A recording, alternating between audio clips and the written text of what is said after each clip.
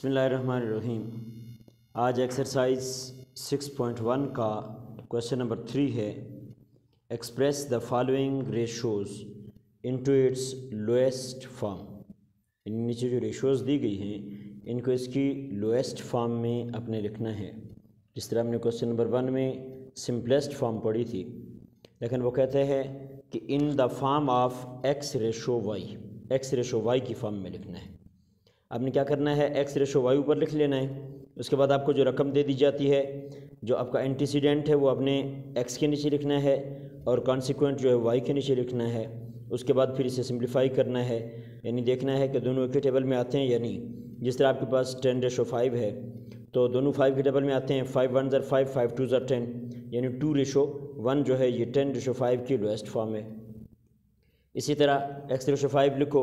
आपके पास रकम है 40 सेंटीमीटर, रेशो 90 सेंटीमीटर। तो हमने क्या किया, दोनों को 2 के टेबल पर, दोनों 2 के टेबल में आते हैं तो 2 2 ज़र 4, 0 का 0, 2 4 ज़र 8, 1 रह गया 10, तो 5 ज़र 10 आ गया 20/45। अब ये दोनों जो है 5 का टेबल दोनों में पढ़ा जाता है। 5 4 ज़र 20 और 5 9 ज़र 45, यानी 4/9 जो है ये 40/90 की सिंपलेस्ट फॉर्म है, लोएस्ट फॉर्म है।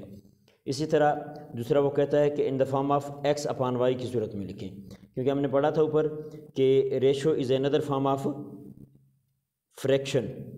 तो इसे हम रेशो को फ्रैक्शन की सूरत में भी लिख सकते हैं, बटे की सूरत में भी लिख सकते हैं। तो आपके पास एक्स अपॉन वाई है is equal to 30 centimetre upon 60 centimetre, यानी अगर 30/60 है तो 30/60 भी इसको हम लिख सकते हैं।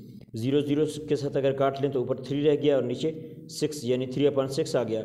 फिर 3 और 6 3 के टेबल पे करते हैं। 3 1 ज़र 3, 3 2 ज़र 6, यानी 1/2 क्या है 30/60 सेंटीमीटर की लोएस्ट फॉर्म है। तो इसे इस सूरत में भी लिखा जा सकता है।